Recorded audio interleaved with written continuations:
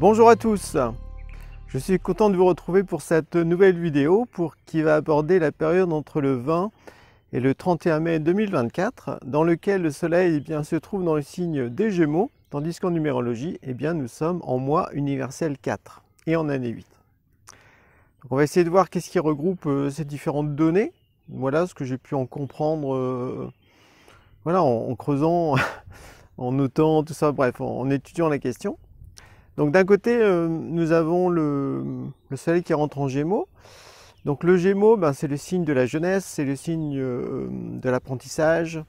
C'est aussi le signe de la dualité, dans le sens où il y a deux jumeaux. Voilà, il y a Pollux et Castor. L'un est mortel, l'autre immortel, qui montre qu'en l'être humain, il faut apprendre à concilier à la fois notre partie terrestre, la partie mortelle, donc c'est le corps physique et la personnalité, et puis la partie éternelle, immortelle, qui est l'esprit. À chaque incarnation, on revêt un nouveau corps, on a une nouvelle personnalité pour vivre justement une certaine expérience de vie, pour nous permettre d'évoluer au sein de notre destinée, de notre grand parcours de vie, en tenant compte bien sûr du karma des vies passées, et puis des besoins spirituels évolutifs de l'époque à laquelle on s'incarne. Ça tient compte aussi de la civilisation dans laquelle on est et aussi de la culture en place. Donc les Gémeaux sont très curieux, ils aiment bien la nouveauté, ils aiment bien voyager, avoir du mouvement, entrer en relation, cultiver des amitiés. Donc ça apporte une certaine joie de vivre, un certain élan pour expérimenter de nouvelles choses, un peu comme l'enfant ou le jeune qui découvre la vie et qui a envie de goûter à de multiples expériences, à de multiples activités, ou de faire des études. Bref, il a envie d'apprendre et de découvrir la vie. Avec le Gémeaux, il y a aussi cette dualité où justement on peut se sentir tiraillé entre deux pôles très forts, des choses qui sont plus profondes, puis des choses qui sont plus superficielles. Et on peut comme ça papillonner, on va dire, ou rester juste dans sa tête, parce que le Gémeaux c'est un signe aussi très mental, très intellectuel. Donc on peut avoir plein de grandes idées, plein de grandes idéaux, etc. Mais en fait, il n'y a pas grand-chose qui est mis en pratique. Donc globalement, on va dire cette période entre le 20 et le 31 mai met l'accent sur comment utilisons-nous notre pensée. Et c'est quelque chose qui va être d'autant plus fort, cette question, qu'il y a la pleine lune qui aura lieu le 23 mai. Et ensuite, il y a Jupiter qui rentre en Gémeaux le 25 mai. Donc Jupiter, il amplifie tout. Il est aussi relié à la pensée puis à la connaissance. Et on va dire que ça tombe plutôt bien dans le sens où quand Jupiter entre en Gémeaux, c'est le 25 mai. Et le 25 mai, c'est la fête de la Sophia, c'est la grande déesse du ciel. C'est elle qui synthétise au fond toute la sagesse universelle, qui imprègne tout notre univers et puis aussi la Terre, avec ses cycles, avec le développement de la vie humaine, le développement de la nature, tout ça. Bref, il y a une sagesse universelle qui se trouve derrière tout ce que l'on peut voir avec nos sens. Et cette sagesse est emplie d'esprit. Et la Sophia, la divine Sophia, c'est la grande architecte de toute la création. Et donc, c'est possible justement avec Jupiter de s'intéresser à des connaissances qui nous dépassent réellement, qui dépassent le cadre de notre petite vie personnelle, pour justement élargir notre pensée, élargir notre conscience et nous ouvrir sur de nouvelles perspectives, sur de nouveaux horizons. Donc ça, c'est l'ambiance, on va dire, Gémeaux, le soleil en Gémeaux, le soleil qui correspond à l'esprit.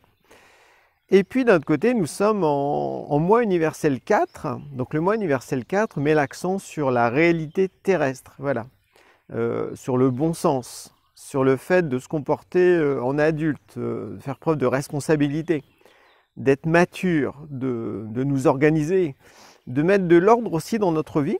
Donc ça peut être aussi de l'ordre dans nos pensées.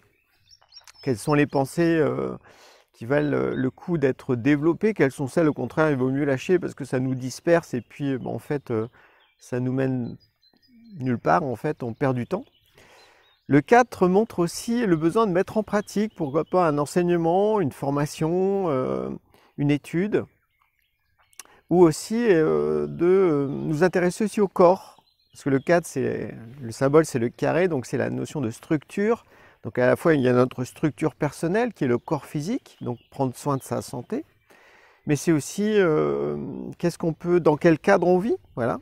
Est-ce qu'on vit dans un cadre naturel, un endroit où on se trouve vraiment à sa place, où on se sent en sécurité?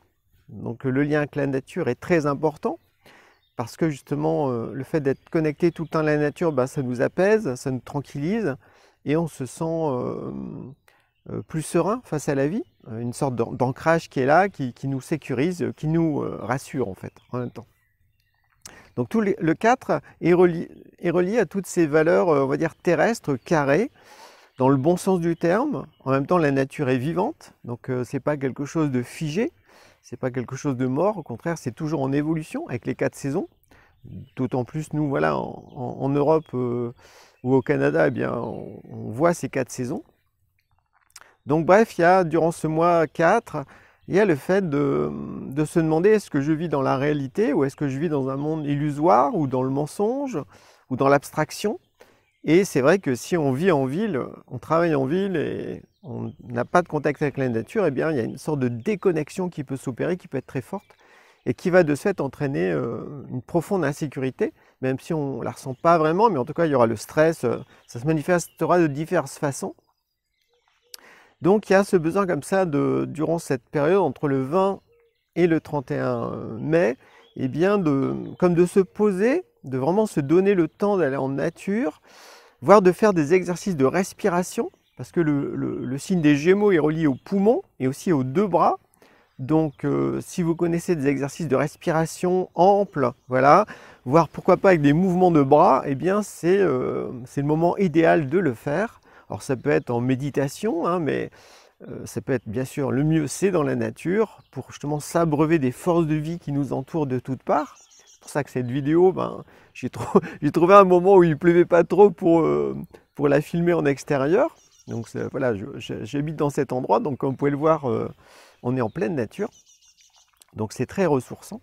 Et donc durant cette période, eh bien, n'hésitez pas à faire des exercices de respiration, à bouger les bras en faisant des mouvements amples et lents, voilà, pour bien habiter votre corps. Donc ça peut être, on va dire, un premier conseil que je vous donne, voilà, d'aller en nature et de profiter de l'air vivifiant du printemps. Parce que l'énergie de la Terre remonte de toutes parts, ça pousse à foison et dans cet élan, on peut se ressourcer aussi, puis ressentir de l'énergie, de la force pour avancer dans notre vie. Donc si maintenant on essaye d'associer le signe des Gémeaux au nombre 4, eh bien c'est comme 2 univers qui sont très différents. Parce que le Gémeaux, lui, il est plutôt jeune, donc il n'a pas trop envie de se soucier de tout ce qui est trop sérieux, alors que le nombre 4 invite à la maturité, à l'adultat.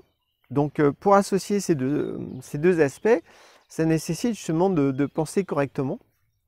C'est pour ça que la pleine lune, en fait, qui aura lieu le 23 mai, voilà, où justement le soleil se trouve dans le signe des Gémeaux, tandis que la lune se trouve dans le signe du Sagittaire, eh bien, la grande question c'est comment est-ce que j'utilise ma pensée? Et est-ce que je l'utilise au fond vraiment ou pas? Ou est-ce que je suis en pilotage automatique par rapport à mon extérieur?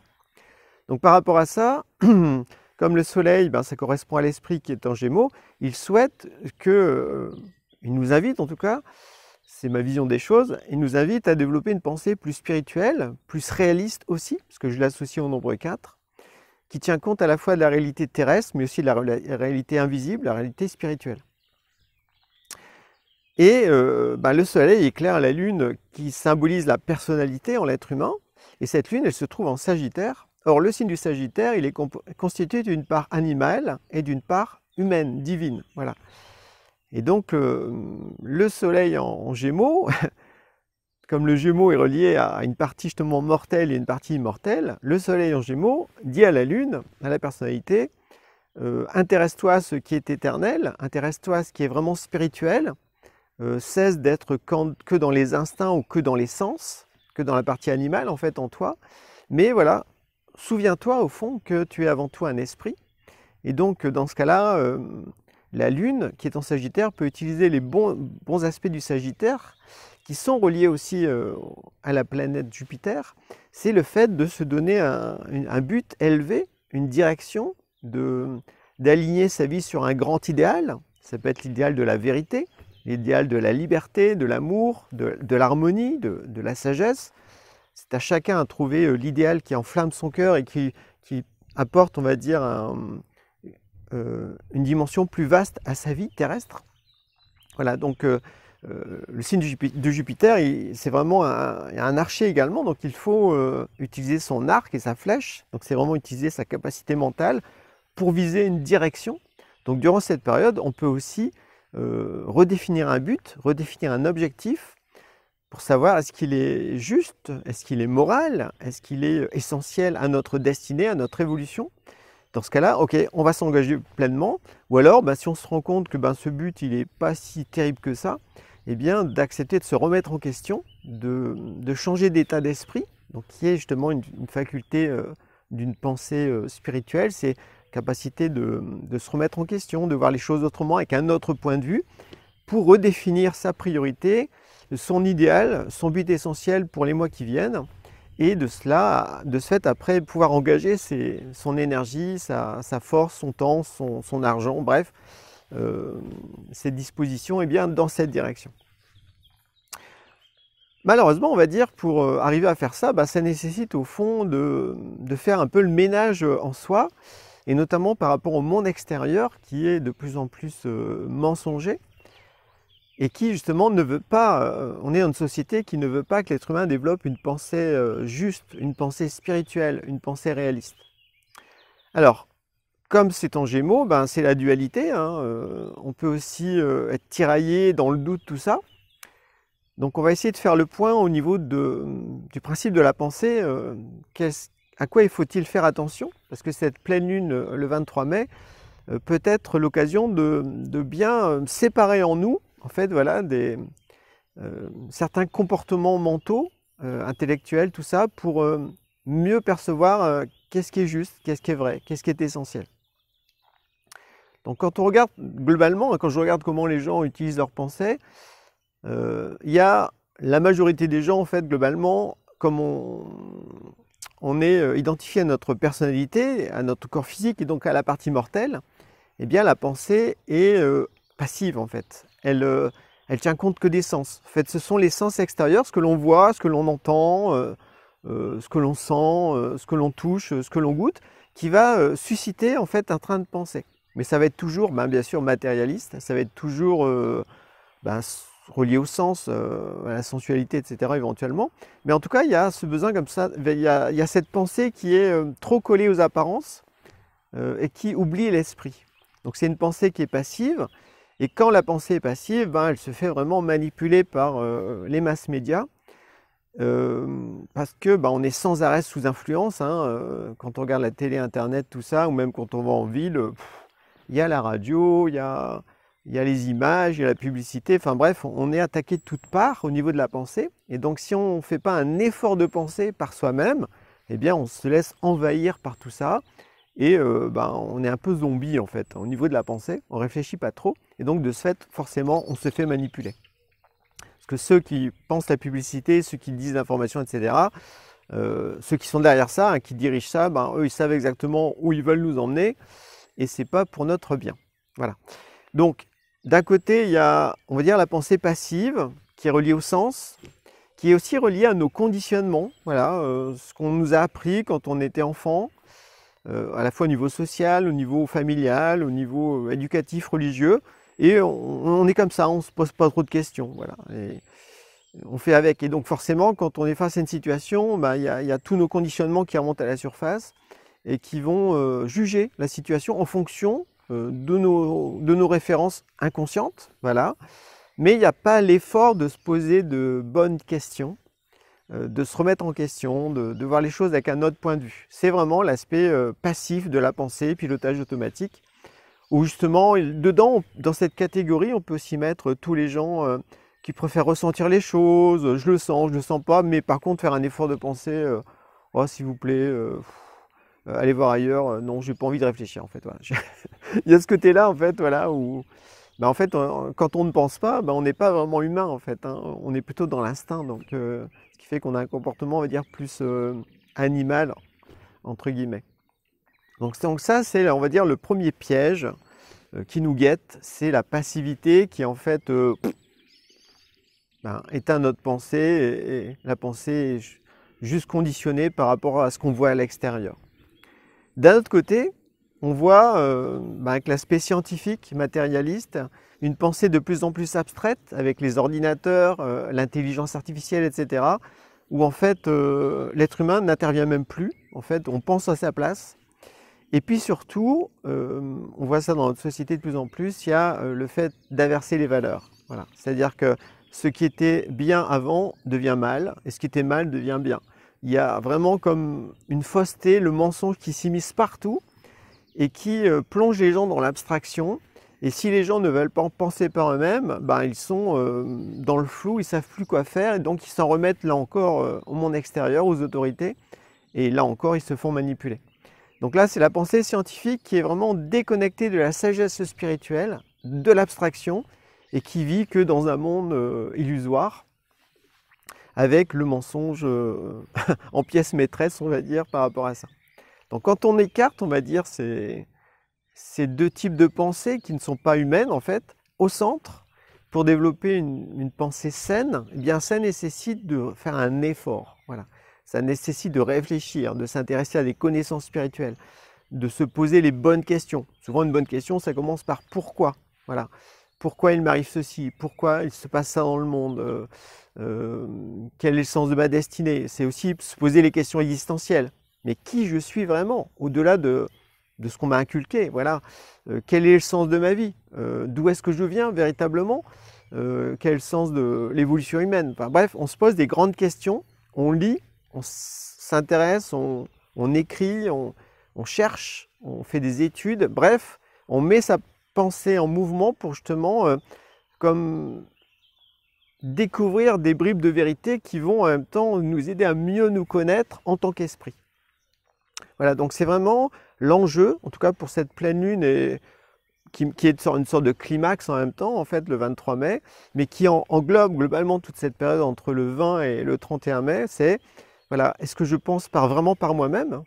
Ou est-ce que je suis traversé par des pensées qui ne sont pas à moi, donc ce qui fait que forcément je me suis influencé, ou je suis trop dans l'aspect ordinateur, abstraction, ou je ne vois pas les choses réellement, donc ce qui fait que j'inverse les choses, je me trompe en fait, voilà, je suis dans l'erreur, dans l'illusion, il y a vraiment ça. Alors qu'une véritable pensée humaine, spirituelle, elle est à la fois réaliste, c'est-à-dire qu'elle tient compte de la réalité terrestre, donc des apparences, de ce qui se passe autour de nous, des scènes de théâtre, mais au-delà, on arrive à décrypter pourquoi il s'est passé ça concrètement. Voilà, quel est le sens spirituel qu'il y a derrière, quel est le message que mon ange veut me faire passer, ou qui est directement relié à ma destinée, ou à l'évolution humaine. Bref, il y a ce besoin de mener l'enquête, de se poser des questions. Et pour ça, il faut s'extraire de la torpeur, qui est très forte à notre époque. Et c'est pour ça que le fait d'aller en nature, d'être dans un monde vivant, voilà, force de vie, ça vivifie aussi notre pensée. Et bien sûr, si on médite en plus là-dessus, c'est beaucoup mieux. Voilà, méditer sur des connaissances, sur des vertus, sur des qualités, sur des idéaux, des choses qui n'ont rien à voir avec notre vie ordinaire en fait. Alors l'ego va dire ça sert à rien, c'est évident, mais l'esprit, lui, ça va le nourrir. Et si on nourrit notre esprit intérieurement, c'est-à-dire qu'on va développer en soi, au fond, un point de force, et ce point de force va vous permettre de résister par rapport aux influences extérieures, et on va aussi avoir un certain recul par rapport à notre vie habituelle. On va la voir avec plus de sens, parce que voilà, on tient compte de la réalité, à la fois terrestre et spirituelle. Et tout ça s'amplifie avec l'entrée de Jupiter en Gémeaux, le 25 mai, donc le jour de la Sophia. Donc ça met vraiment l'accent sur, voilà, il est temps, ou en tout cas si on a commencé à le faire, de poursuivre ce travail de la pensée spirituelle sur des connaissances, pour mieux voir les choses dans leur réalité. Et ça permet au fond de mettre en ordre aussi sa vie. Voilà, qu'est-ce qui est essentiel? Qu'est-ce qui est vrai? Qu'est-ce qui est faux? Qu'est-ce qui est authentique? Qu'est-ce qui est illusoire? Bref, il y a tout ça qui est à l'ordre du jour.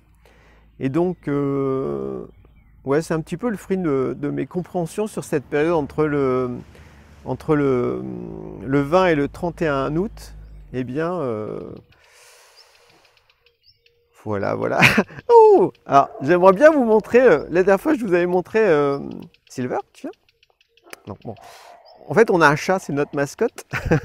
Il vient juste d'arriver, sauf que voilà, pour l'attraper, ça va pas être évident parce qu'il se laisse pas très faire. Donc, hop. C'est bon, je l'ai attrapé, il est en ligne.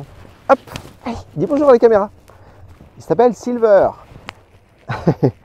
Bonne journée, bye bye. Hop.